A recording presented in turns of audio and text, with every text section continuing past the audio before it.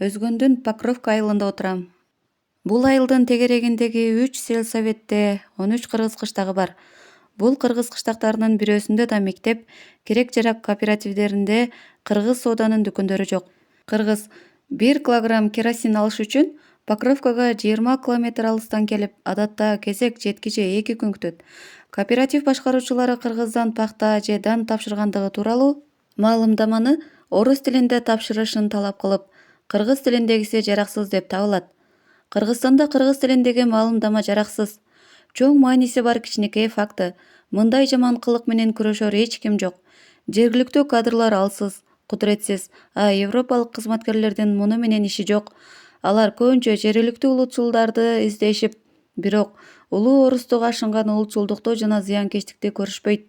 Ушул күндөр отставкага кетүү маалы келген жокпу деп ойлондум. Балким келди. Өзгөн түштүк менен түндүк ортосунда турган сайт. Түндүктөн бердеги кыргыздардын салыштырмалуу тазалыгы. Түштүктөн өзбектердин тиричиликке тийгизген бир топ таасири бар. Өзгөн мүнөзү боюнча Кыргызстандын кичинекей күзгүсү. Чарбалык жана маданий тейлөө жагында бул райондо кадрлар менен бекемдөө жаатында эмнелер жасалды? Эчтеке же дээрлик эчтеме. Жылаңайлак окуучулар, жакыр дыйкандар, жайгаштырылбаган жумушчулар, улуттук азчылыктын чечилбеген маселелери.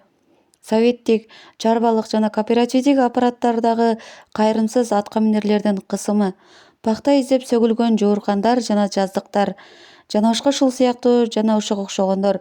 Мунун баары антисоветтик үгөт үчүн жагымдуу кыртыш. Абал абдан олуттуу, бирок бул абалды эч ким түшүнбөйт. Бүгүнкү биздин келе солуктарыбыз үчүн эртең адам өмүрү менен жооп берип калбас бекенбиз. Кыргызстанды, анын айрым райондорун, айрыкча ушул районду кандай гана аз билебиз. Билбегендердин катарында ушул саптардын автору да бар. Ал Кыргызстандын эң чоң билгичи болсо дагы. Жетекчилигинде өзүң турган республиканы билбегениңди аңдоо кандай оор. Отставкага кетүү тууралуу ой туруктуулук менен мээримди көзөдө. Билбей туруп башкаруу маскаралык. Бул түшүнүктүү. Жалгыз, алмаштыргыс досумдун оюн билгим келет.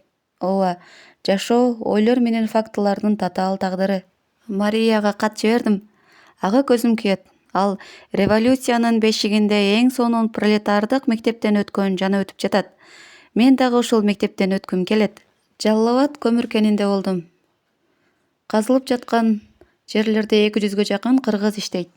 Аларды тейлөө начар экен. Суук, барак үйлөрдө жашашат. Биринчи мөөнөттө иштешип, жумушка чай ичпей кетишет. Аларга түшкү тамакты чочконун эти кайнатылган жалпы казанда жасашат. Өндүрүш товарлары аларга эң акыркы болуп берилет жана алардын сапаты да начар. Бул тууралуу мага шахтер Назар Халмуратов айтып берди. Ячейканын катчысы Назар муну бекемдеди.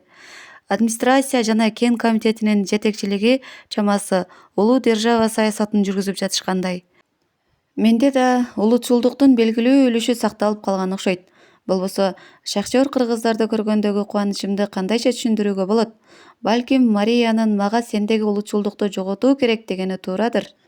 Жашоо табышмагы табылбас сырларга толгон. Жашоо татаал оюн. Аны менен ойнойсуң, бирок анын күтүүсүз бурулуштарын эсепке албайсың. Мындан жашоо сени менен ойногону келип чыгат. Бүгүн өзүмдүн жумуштарымды бүтүрдүм. Кыргыз БАКтын уюштуруу сессиясы болуп өттү. Бардык түрлөр, анын ичинде мен дагы өз ордубузда калдык. Дыйкандардын басымдуу бөлүгү уруктук үрөөнсүз калышты.